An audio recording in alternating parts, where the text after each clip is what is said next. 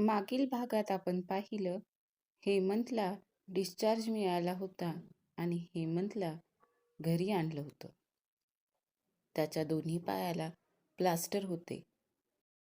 सायलीनं 24 तासासाठी त्याला सोबत म्हणून एक नर्स आणि एक वॉर्ड बॉय देखील ठेवले होते.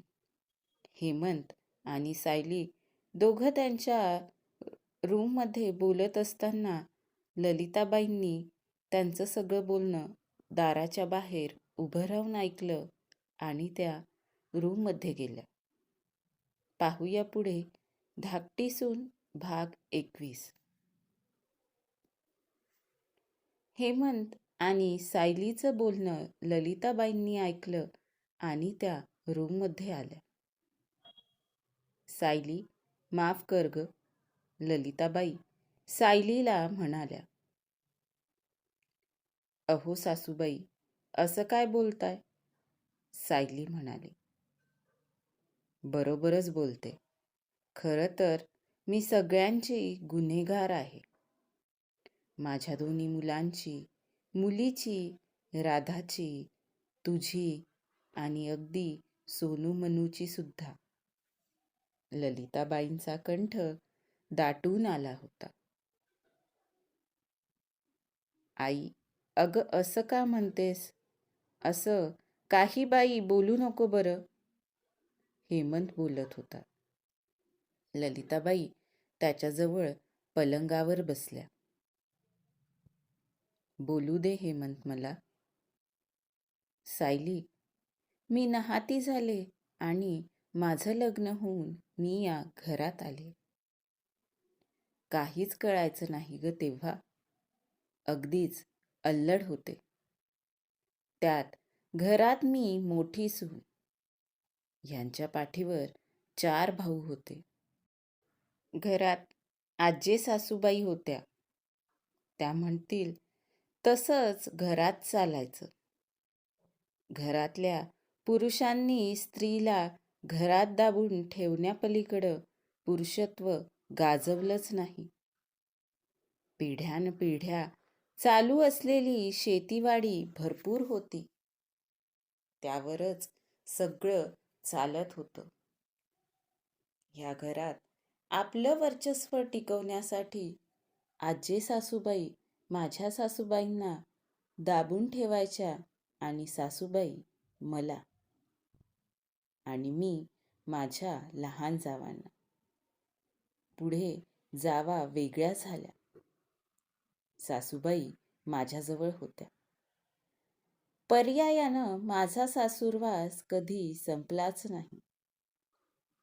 घरात आपल्या मनासारखं व्हावं असं नेहमी वाटायचं.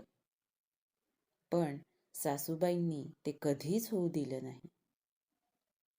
हेमंतचे बाबाही त्यांचंच ऐकायचे. मग माझ्या मनानं जिद्द पकडली. घरात आपलीच सत्ता असली पाहिजे. सासूबाई आजारी पडल्यावर मात्र घरातली सूत्र माझ्याजवळ आली आणि एवढ्या दिवसाचा वचपा काढल्यागत मी वागायला लागले. माझ्या वागण्याचा माझ्या मुलांवर काय परिणाम होईल ह्याचा विचारही मी कधीच केला नाही. वसंता सर्वात मोठा, त्याच्या पाठीवर सुषमा आणि सर्वात लहान हेमंत. तुला सांगू सायली, माझ्या या वागण्यानं वसंता अगदीच अबोल झाला. तो खूप घाबरायचा मला. मलाही त्यात आनंद वाटायचा. असं वाटायचं की सासूबाईंसारखंच आपली मुलंही आपल्या मुठीत राहत आहेत. पुढं चालून सुनाही धाकात राहतील. किती वर्ष झाले वसंता मला तोंड भरून आई देखील म्हणाला नाही आणि आता तर तोच कोमात आहे. ललिताबाई बोलता बोलता रडायला लागल्या. हेमंतनं त्यांच्या खांद्यावर हात ठेवला.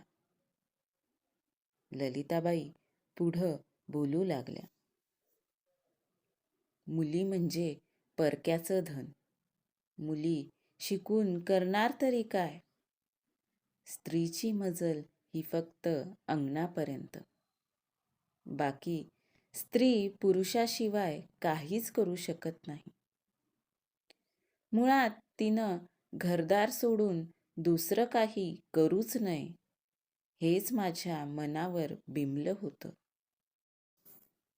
माझ्या लेकीलाही मी काही शिकूच दिलं नाही. अंगावरून जबाबदारी झटकल्यासारखं मी तिचं लग्न लावून दिलं. नंतर ती सुखात आहे की नाही हे देखील कधी विचारलं नाही. आता माझी मुलगीही माझ्यासोबत बोलत नाही. वसंतचं लग्न मी मुद्दाम कमी शिकलेल्या मुलीसोबत लावलं. आणि राधा मिळालीही तशीच. गरीब गाय एकदम. हेमंतचं लग्नही मला असंच कमी शिकलेल्या मुलीसोबत लावायचं होतं. पण नशिबानं तू या घरात आलीस. तू माझ्यावर वरचढ होऊ नये म्हणून, किंबहुना तुझा आनंद तुला मिळू नये कारण मला माझा आनंद कधी मिळालाच नाही. माझ्या मनाप्रमाणे मला जगायला मिळालं नव्हतं म्हणून किती त्रास दिला मी तुला. पण तू किती शांत आणि संयमी. तू शिकलेली होतीस. घराबाहेर पडून तू दुनियादारीचे खाचखळगे ओळखले होतेस. म्हणून एवढं मोठं संकट येऊनही तू खंबीरपणे सगळं निभावलंस. खरंच स्त्रीनं चूल, मूल, रांधा, वाढा, उष्टी काढा या पलीकडं जाऊन विचार करायला पाहिजे आणि ती असा विचार करत असेल तर तिच्या घरच्यांनी तिला नक्कीच मदत केली पाहिजे. माझ्यासारखे कुणाचे पाय नाही ओढले पाहिजे. सायली, तू होतीस म्हणून माझे दोन्ही मुलं मला डोळ्यांनी दिसत आहेत. तू नसती तर मी आणि राधा काहीच करू शकलो नसतो. किती लोक मदतीला धावून आली केवळ तुझ्यामुळं. जेव्हा दुःखाचा डोंगर कोसळतो ना तेव्हा अशी साथ देणारी माणसं आजूबाजूला असली की लढायला बळ मिळतं. राधाच्या या अवस्थेला खरं तर मीच कारणीभूत आहे. तिच्या प्रत्येक आनंदाचा मी गळा घोटला आणि तिच्या प्रत्येक दुःखाला मी पायदळी तुडवलं. इतकं की ती व्यक्त होणंच विसरली. हे सर्व माझ्या कर्माचे फळं आहेत. पण त्याची झळ सर्वांनाच बसते. देवाला फक्त एकच मागणं आहे आता. जी काही शिक्षा द्यायची ती मला दे. माझं कुटुंब मात्र सुखात ठेव. ललिताबाई बोलता बोलता रडायला लागल्या. त्यांचं बोलणं ऐकून सायलीला देखील रडू आलं. सायली ललिताबाईंच्या जवळच उभी होती. मायमाऊलीसारखं सगळं सांभाळून घेतलंस. तुझ्या जागी दुसरी कुणी असती तर हे सगळं सोडून कधीच गेली असती. आम्ही नुसत्या या घरातल्या सुना झालो, सासवा झालो, पण खऱ्या अर्थानं तू कर्तव्य निभावलंस. तूच आहेस या घराची धाकटी सून. ललिताबाईंनी तिच्या कमरेला विळखा घातला.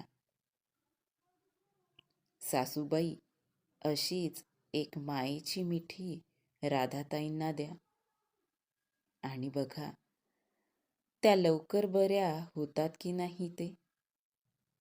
आणि वसंत भाऊजींची काळजी करू नका. मला माहितीये ते लवकरच ठणठणीत होतील. सायली म्हणाली. खरंच ना? होईल ना वसंत बरा? ललिताबाई म्हणाल्या. हो आई, बघ काही दिवसात अगदी ठणठणीत बरा होऊन दादा घरी येईल की नाही. हेमंत म्हणाला. हो, दादा घरी येतीलच. पण बरं का हेमंतराव, लवकर बरं व्हायचंय. आता वर्क फ्रॉम होम करू शकतोस तू. सायली म्हणाली. अगं, पण त्याच्या पायाला प्लास्टर आहे ना अजून. तो कसा काम करणार? ललिताबाई काळजीनं म्हणाल्या. हो सासूबाई, त्याला पायानं काम करायचंच नाहीये. बसल्या बसल्या तो लॅपटॉपवर काम करू शकतो. डिस्चार्जच्या वेळी मी डॉक्टरांना विचारलं होतं आणि त्यांनी परवानगी दिली होती. हेमंत, कंपनी पण तुझी वाट बघते. सो लॅपटॉप घ्यायचा आणि कामाला लागायचं. खूप झाले तुझे लाड. सायलीच्या बोलण्यानं सगळ्यांमध्ये एक सकारात्मक ऊर्जा संचारली. थांबा हा, आलेच मी. ललिताबाई खोलीच्या बाहेर गेल्या. हातात मीठ मिरच्या घेऊन परत आल्या. त्यांनी हेमंतवरून मीठ मिरच्या ओवाळल्या आणि त्याची नजर काढली. त्या परत खोलीच्या बाहेर गेल्या. सायली, अगं इतके दिवस तो ॲडमिट होता दवाखान्यात. त्याला कामाचा ताण झेपेल का? सायली खोलीच्या बाहेर आली तसं ललिताबाईंनी तिला हळूच विचारलं. सासूबाई, त्याचं काम होईल बरोबर. आता तो घरी आलाय ना, रिकामा राहील तर विनाकारण काहीही विचार करत बसेल. कामात बिझी राहील तर तेवढंच त्याचं मन गुंतून राहील. आणि मी आहे ना, मी पण मदत करेल त्याला कामात. राधाताईंचं बघताना कसं झालंय ते. सायली म्हणाली. बघ बाई, तुला जे वाटतं ते कर. ललिताबाई सायलीला म्हणाल्या. तेवढ्यात सायलीचा फोन वाजला. हॉस्पिटलमधून फोन? सायलीनं पुटपुटतच फोन उचलला. ललिताबाई सायली फोनवर काय बोलते ते कान देऊन ऐकू लागल्या. काय होईल पुढं? हॉस्पिटलमधून फोन का आला असेल? पाहूया पुढच्या भागात. आजचा भाग कसा वाटला कमेंट करून सांगायला विसरू नका. धन्यवाद.